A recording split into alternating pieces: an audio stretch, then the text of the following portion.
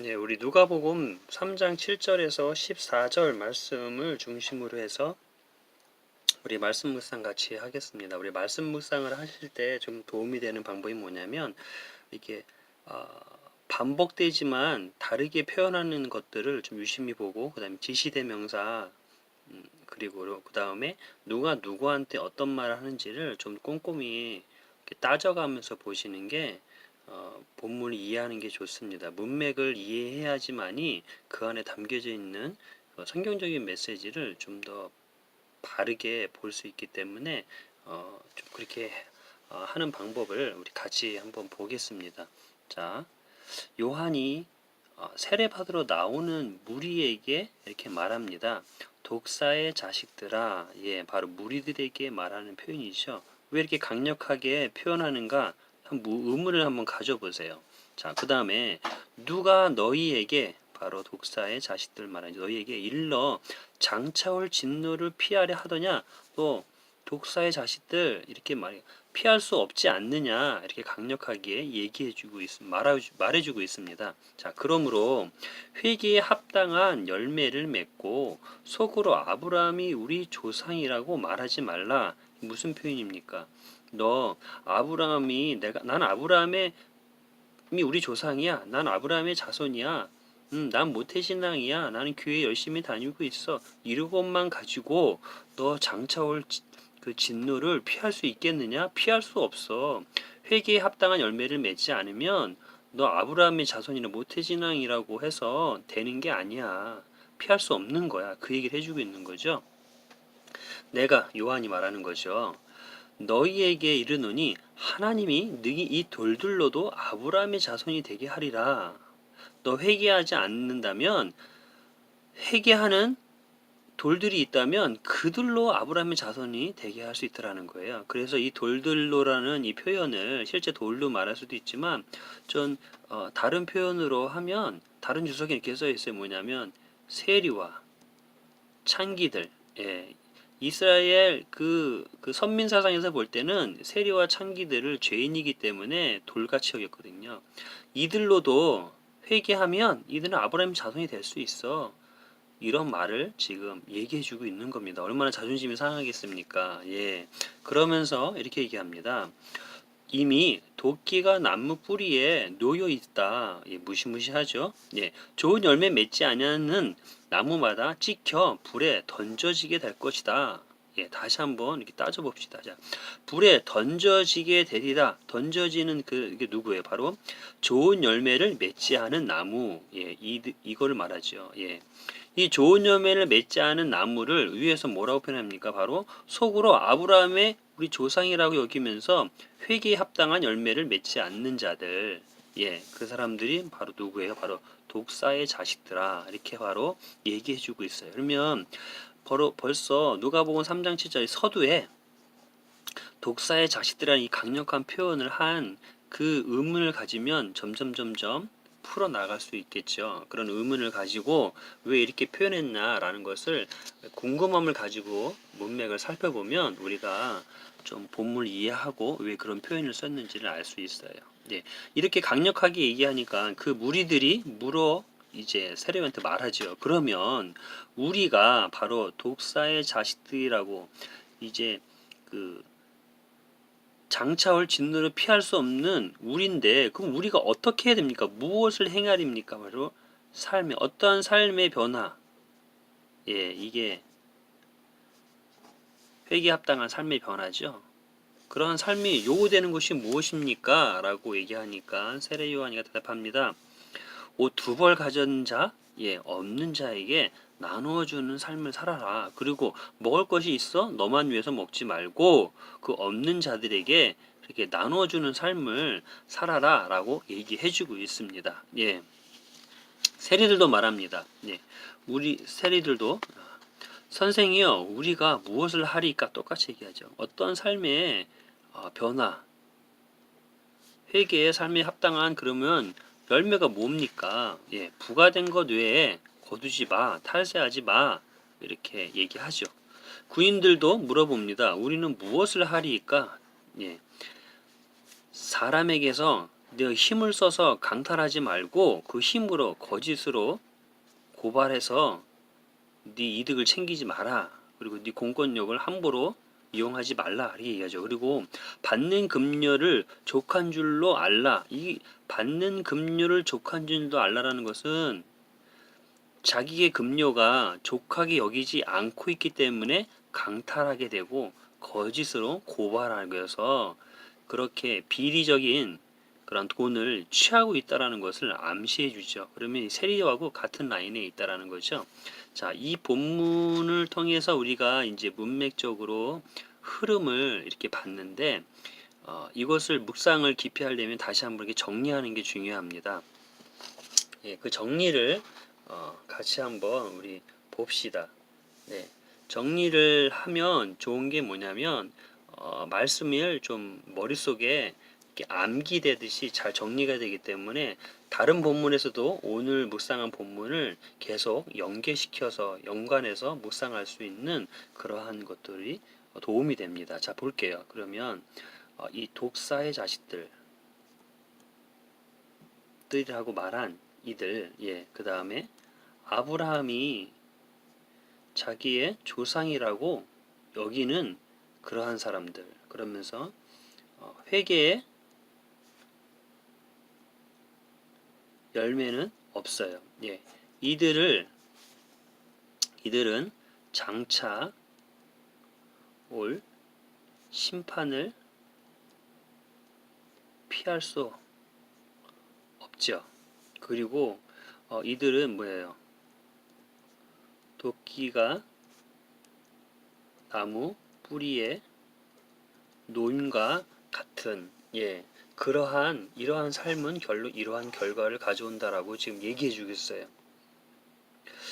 이 이야기를 유추해서 그러면 반대, 회개에 합당한 열매를 맺는 사람은 어떠한 사람입니까? 왜냐면 진정한 아브라함의 자손, 네, 이렇게 알 수 있겠죠. 그 다음에 회개의 열매, 합당한 열매를 맺는 사람.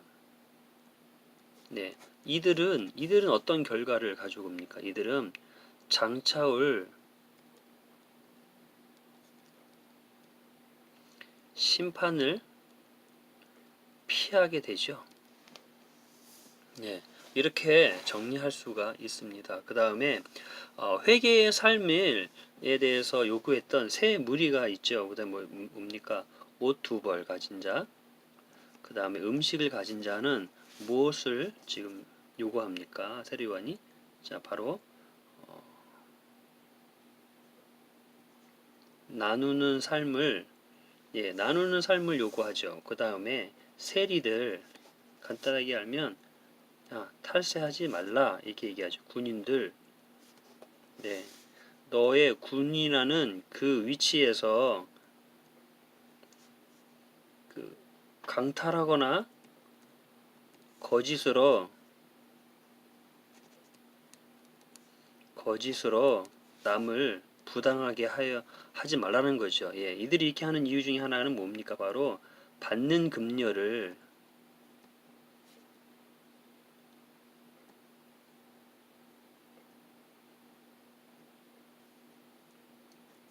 족하게 여기라는 거죠. 그렇게 하지 말고, 네, 이 옷 두 벌 가진 자 하나 나눠주라는 것은 뭡니까? 그러면 뭐 옷 두 벌 가지고 하나 나눠주면 그 행실만 하면은 회개에 합당하다고 하겠습니까? 단순히 그걸 얘기하는 거지, 그걸 얘기하는 게 아니죠. 우리 잠언서 3장 27절에 보면 있죠. 너가 베풀 힘이 있거든 마땅히 받을 자에게 베풀라. 이런 말씀이 있지 않습니까? 예. 그 다음에 이 급료, 불이하지 못한 이 돈에 대한 이 물질에 대한 것들에 대해서 같은 잠언서 16장 8절이 있죠. 적은 소득이 공의를 겸하는 것이 많은 소득이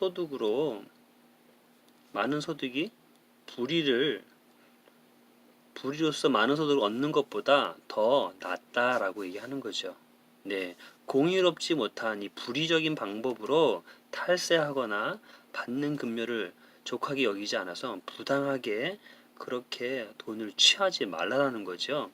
예, 다 무슨 삶입니까? 예, 결국은 이러한 모든 삶은 자기 삶을 욕심되게 자기 마음대로 살지 말라라는 거죠. 특히 여기는 청지기적인 자기에게 주어져 있는 그런 물질과 그런 모든 것들을 하나님의 청지기인 삶을 통해서 하나님 나를 통해서 어떻게 행하시길 원하시는지 흘러갈 곳을 흘려보낼 수 있는 그러한 삶으로 요구하고 있죠. 자, 이 모든 것들은 어, 사회적인 관계적이죠. 사회적이라는 거는 자, 관계적인 그러한 것을 요구합니다. 이 관계적인 의라고 말할 수 있죠. 도덕적, 윤리적, 예, 그러한 회개의 삶이죠. 근데 이 회개의 삶은 윤리적, 관계적이라는 것은 이웃이지 않습니까? 근데 이 이웃은 이웃으로만 있지 않죠. 바로 하나님과의 또 관계적인 의의가 필요합니다. 이건 이웃에 대한 하나님의 관계적인 의, 그것이 뭐니까 아브라함이 우리의 자손이라고 여기면서 신앙적인 하나님과의 신앙적 의, 관계자 하나님과의 관계적 의라고 얘기할 수 있죠.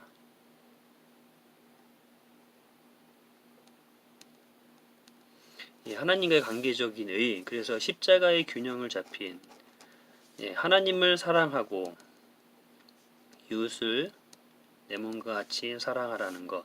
예, 회개는 이 양쪽 면이 같이 있습니다. 예, 하나님 앞에서 이웃 앞에서 이게 바른 회개의 삶이지 않습니까? 예, 그래서 회개라는 것은 하나님과 이웃의 이 바른 관계 안에서 있는데 이게 이 회개가 왜 중요할까요? 이 회개가 이 회개가 왜 중요한지를 보기 위해서는 우리가 본문에는 누가복음 3장 7절부터 봤는데 우리가 누가복음 3장 6절을 좀 볼 필요가 있어요. 누가복음 3장 6절은 제가 이렇게 쓸게요. 모든 육체가 하나님의 구원하심을 보리라 이렇게 써 있어요. 이 말을 하면서 이제 7절에서부터 그 세례 아니 회개에 대한 그 메시지를 강하게 전하죠. 근데 이 말씀 전에 바로 이사야 말씀에 기록된 대로 그 이사야 말씀에 기록된 대로 그 말씀을 전하면서 이렇게 써 있죠. 광야에 외치는 자의 소리 바로 세례 요한이죠. 너희는 주의 길을 예비하라. 그의 오실 길 예수 그리스도죠. 하나님의 나라에 오실 길을 곧게 하라.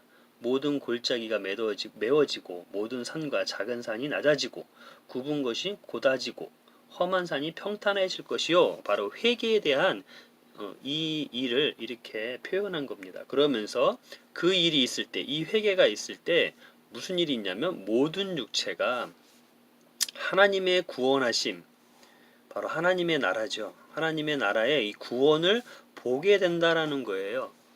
이게 보게 된다는 시각적인 언어지만 이 시각적인 언어로 끝나지 않습니다. 이게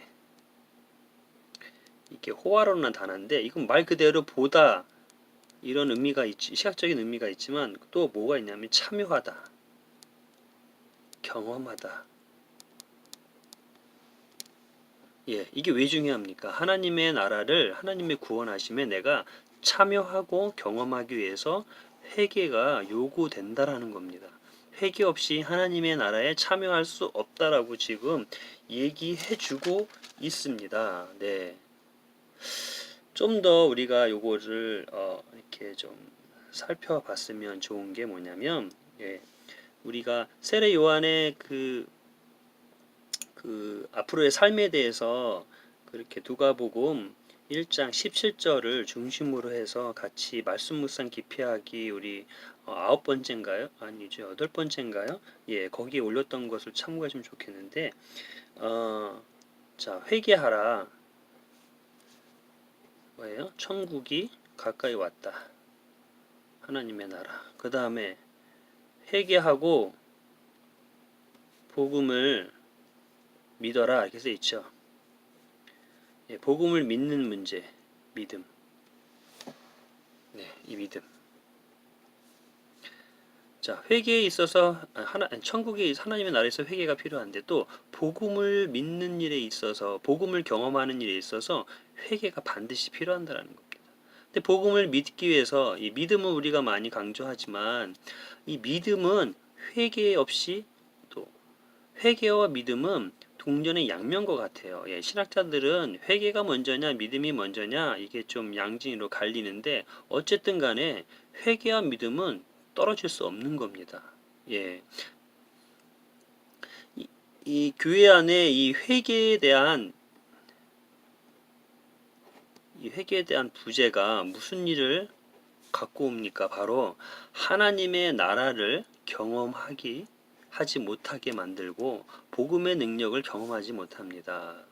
네, 제가 얼마 전에 그 선교단체에 올린 그런 기도 제목을 봤는데 거기 기사에 보니까 청소년들의 한 40% 가까이인가 넘는 같은가 무슨 그 내용이 났냐면 우리 학생들이 어, 교회에 바라는 것이 뭐냐면은 많이 있어요. 뭐 설교를 좀 쉽게 해주세요. 뭐 말씀이 어려워요. 뭐 이렇게 여러 가지 요구가 있는데 그 중에 하나가 제일 높은 것이 뭐냐면 예수님을 경험하고 싶다라는 겁니다. 이 예수님을 경험한다라는 게 뭐예요? 복음의 능력을 하나님의 나라에 그것을 경험하고 싶다라는 거예요. 근데 왜 이런 일이 생깁니까? 바로 회개에 대한 이 메시지와 회개에 대한 부재가 바로 이렇게 됩니다. 그러니까 어떻게 결국은 교회가 힘을 얻고 힘을 잃으니까 청년들이 교회의 재미를 잃어가고 있습니다. 네, 회개에 대한 메시지가 중요해요. 그렇게 볼 때 우리가 좀 짚고 가야 할 그러한 문제가 있는데 누가복음 네, 12장에 보면은 이렇게 써 있어요. 12장 46절부터 48절 볼까요? 생각하지 않은 날 알지 못하는 시각에 그 종의 주인이 주님이죠. 이르러 엄히 때리고 신실하지 아니한 자의 받는 벌에 처하리니 누굴요? 그 종에게 얘기하는 거예요. 주인의 뜻을 알고도 준비하지 아니하고 그 뜻대로 행하지 아니하는 종은 많이 맞을 것이요. 알지 못하고 맞을 일을 행한 종은 적게 맞으리니 이렇게 써 있어요. 뭐냐면 저도 사역자지만 사역자들이 하나님의 종으로서 성경에 회개에 대한 메시지가 얼마나 중요한지를 알면서도 그대로 행하지 않고 가르치지 않으면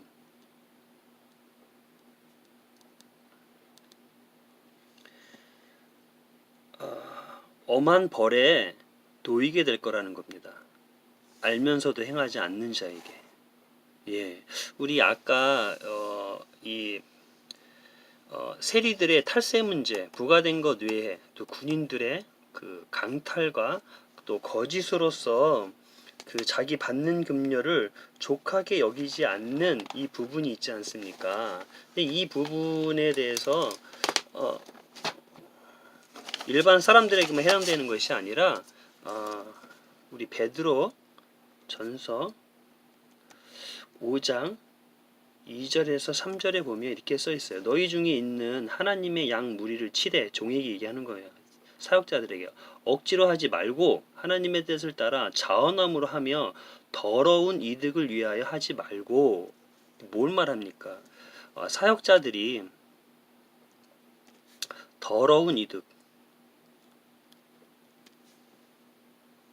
예. 받는 급료를 족하게 여기지 않는 그 더러운 이득 예, 여러 가지가 있죠. 예, 차마 얘기하셨지만 지나친 교회가 작은데도 사례금을 지나치게 많이 올려달라고 하면서 받는 그러한 것들, 예, 이것저것 막 뭐 붙여서 받는 많은 그 사례금들, 예, 예, 많습니다. 예, 그런 것들에 대해서 결코 성경은 바로다라 얘기하지 않고 너는 맡은 자들에게 주장하는 자세를 하지 말고 이건 뭡니까? 그 사역자의 권위를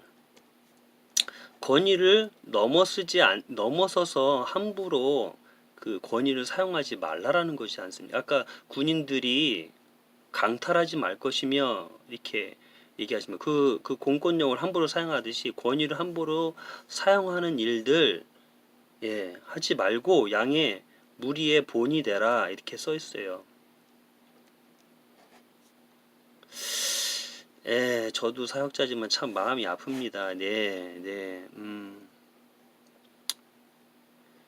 하나님께서 여기에 대해서 반드시 셈할 것입니다. 심판하실 것이라고 분명히 말해주고 있기 때문에 성도들에게만이 회개 필요한 것이 아니라 먼저는 우리 사역자들이 우리 하나님 앞에서의 하나님의 엄중한 심판이 있음을 알고 먼저 회개하며 회개에 합당한 삶을 먼저 본이 되게 보여야 될 것입니다. 이게 바로 회개의 메시지를 전하기 전에 회개의 삶을 먼저 사역자에게 요구되는 것이 아닌가 생각합니다. 우리 같이 이것을 혹시 사역자가 본다면 저를 비롯해서 우리가 같이 먼저 우리의 회개의 삶을 돌아보는 저와 우리 사역자들이 먼저 되었으면 좋겠습니다.